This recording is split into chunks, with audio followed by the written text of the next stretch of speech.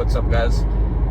Got a little driving video coming out for you guys now. I'm just coming back from the gym. We got a little physical workout in, a little spiritual workout in. Now I'd like to share some insights with you about what a lot of people term the dark night of the soul.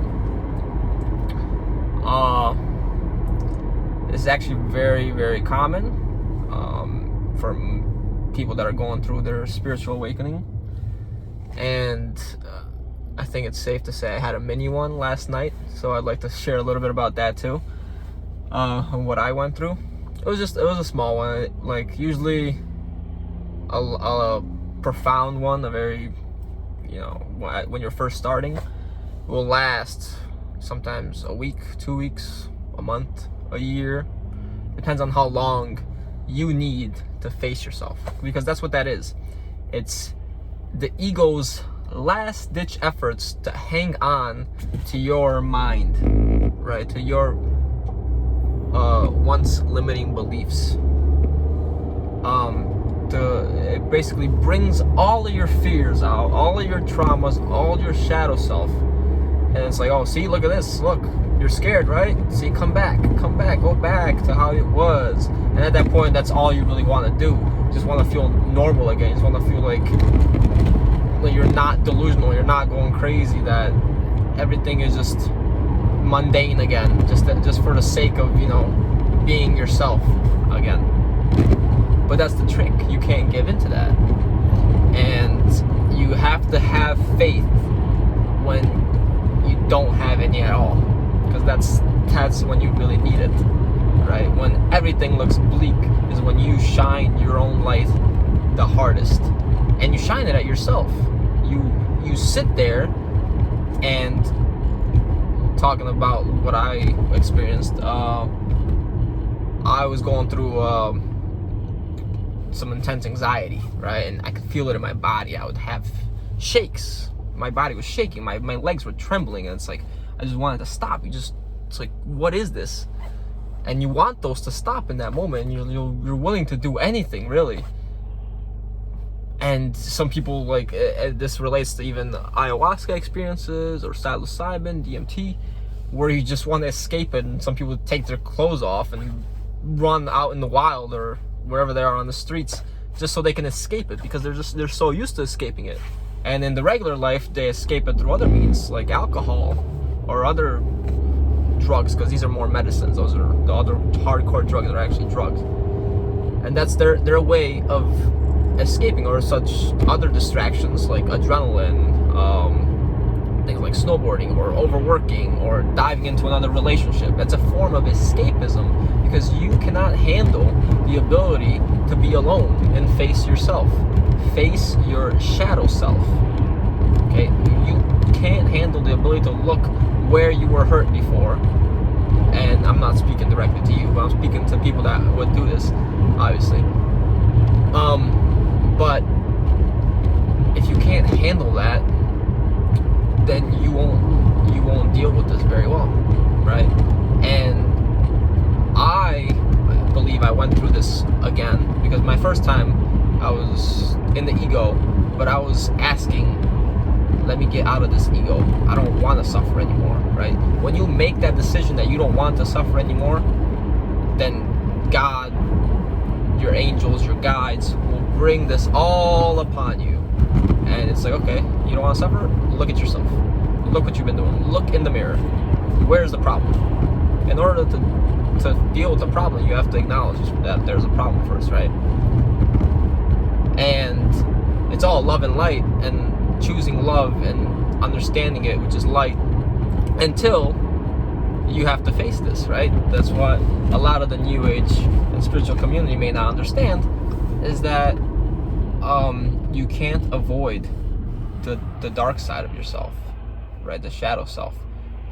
You have to plunge into the darkness in order to come out loving and full of light, because only then will you truly understand yourself, and only then will you truly heal and come from a loving place. So what I had and what I experienced last night, I could feel myself and my ego kind of tightening its grip on me again, because I was becoming more reactionary. I wasn't responding with love as much as I used to. I wasn't as calm as I used to in this past week. And one can blame it on astrological placements, and while I do agree that may have had some sort of impact on me, I could still feel myself like it's coming back. Like, what's going on? I need to meditate more. I need to do something. And some certain things happened which kind of actually triggered me a little bit, and I internalized it. But I was still wishing to be more loving. I'm like, this is not acceptable. I mean, and that's actually even not a good place to come from either, because if you don't accept what you're doing, then you just internalize it more and you shove it down and it becomes more of your shadow self. What you need to do is accept it, forgive yourself, because it was just your ego's natural response, your body's natural response to what it has been used to. It's perfectly all right. Don't need to blame yourself or get down on yourself, but then make an effort to come from a place of love again, right? So like, if you make a mistake, don't beat yourself up over it, but make an effort to fix it. So I had been asking to be more loving, and it's like basically asking God for courage. If you ask for something, God's gonna put you in a situation in which you need to show courage. It's gonna bring up your fears. So I was brought up my emotions that I had been internalizing, that had been pent up and needed to be released. And that came in the form of anxiety. It just out of nowhere. It was like 9 o'clock. It hit me. I was like, what's going on? Why do I feel like this? Usually I'm able to control my mind. I can create a peaceful state of mind through meditation. So I tried that. It wasn't working. Finally, I asked my mom for help. You know, I wasn't trying to make a big deal out of it, but I'm like, listen, like, I don't know what to do. And I asked her because she has also gone through this state, and she has been learning herself and been on her own spiritual journey. And at that point, I just wanted some sort of love or some sort of help from someone to help me get through this.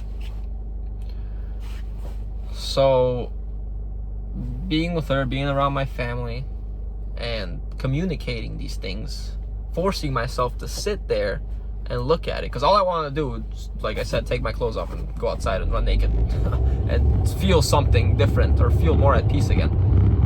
But I knew that was in the way, and I had to sit there in the midst of all that trembling. Like, my legs literally would not stop trembling, and I was in a state of anxiety, and tell myself and ask myself, what is my fear here, or what am I not acknowledging? And at that point, through communicating with my mom and expressing what I needed to express, and really feeling around what it was inside of me that was actually bothering me. Because in your head, you'll think, oh, what is it? Is it this? And then your ego will be like, nah, it's not that. But externalizing it and communicating it and being honest with yourself leads you to more ideas, and then it develops, and then you see other things that you couldn't see before. And even though you're not like, oh, that's it, in your mind, your body feels it, and your body will recognize it, like, oh, that's it. And throughout that, I had been getting a little bit of nausea. Like, it was coming up, but I was shoving it back down. It was coming up, but I was shoving it back down. And then finally, after talking to my mom, it had been like 30 minutes of pretty much hell. I was like, yeah, I think that's it. I took a breath, let it all go, and then instantly, like, I felt better. And then it's slowly coming back, and I could feel the nausea again. I'm like, no, I don't want to purge, no. But that's what I needed. That's exactly what I needed. And sometimes that's what your body will do, because it's those emotions that are trapped within you, and they're coming to the surface. It's your body releasing these toxins, these emotions that manifest as toxins. And I know what you're thinking. Oh, it probably just, some chemicals that you may have ingested and they weren't suitable for your body. Okay, but then how do you explain the anxiety and the fears that were coming up and the pent-up emotions? And then not only that, I'll be a man and admit it. I'll be courageous I did have a heart-to-heart moment with my mom, and I was able to relinquish more emotions in the form of tears, right? So I got good crying after I had purged, because I finally gave in, and I'm like, I gotta purge. And the moment I did that, instantly felt better, right? But that's just my experience, right? Your experience can be infinitely different if you're going through something like this. But my point here is for you to be courageous in facing yourself, because your ego, like I said, will try and bring up every single idea possible of how no, love doesn't exist, we're separate, that's just, you're kidding yourself, you're crazy, you're going crazy, come back, you know. But that's what it does. That's its purpose, the ego's purpose was for our survival, right? When a lion comes, the ego was in fight or flight, meant to protect you. But as you look around more and more, the world is beginning to choose love over fear. And we're not in a constant state of fight or flight anymore. We're not in need to constantly be fighting each other. Quite the opposite. We're more in need to be of a loving nature. So when you're able to process these emotions and the traumas that you've been going through, when you start forgiving yourself and others for the quote-unquote suffering that they may have caused you, be fully ready for something of this nature to happen to you. Because it's like you saying, hey, ego, I don't really need you anymore. You know, like, I'm good. I mean, you can stick around, like, my sense of identity, I don't have to, like, leave this body or anything. Whatever, you can identify whatever you want. I'm not going to subscribe to these little games anymore, because I know we are all connected. It's that belief system, that knowingness is already within me, and I don't need to react impulsively and in a state of fear or anger anymore. I can just respond from love. And once you go through these things, those triggers won't even pop up anymore, because you resolve them, and you won't be put into situations like that anymore, because you've passed the quote-unquote tests that spirit has given you. You are ready for the next level of perspectives to come your way. Okay, so I hope, I'm gonna keep this video shorter, I hope these videos, or these insights, this information may have helped anyone that is going through such a thing, because I know I definitely needed such information. Because it's like, what's going on? What am I dealing with? Am I actually crazy? Is it just me in this? Like, why me? You know, you want to subscribe to that victim mentality. Why me? Why is it just me? Why can't it be someone else? Why do I gotta go through this?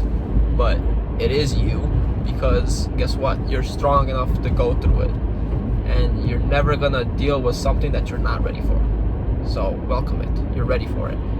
And sometimes to get to heaven, we gotta go through hell. You gotta ground yourself like a tree. Ground those roots as deep as you can. Establish a firm foundation, because it's easy. It's very easy to be loving to someone you agree with or someone you resonate with. Oh, I love that person. They're just so wonderful. I love them. And then someone that triggers you comes your way, and you turn into the biggest bitch, right? That's not love. Love is unconditional. You're able to react, or respond rather, from a place of love, no matter what situation, no matter who may do harm to you, no matter what may come up. Just look at all the people that have reached quote-unquote enlightenment. That's what enlightenment is. It's the ability to not subscribe to the ego's beliefs of separation. It's the ability to recognize oneself in the other. How can you hurt someone else or inflict pain because they did it to you first, to someone else, when that person really is you? It's like hurting yourself. And when you fight fire with fire, you are refusing the healing that is meant for you. So I made it home. So hope you enjoyed that. A little bit about Dark Night of the Soul. And I wish you guys good luck in all your spiritual adventures. Bye.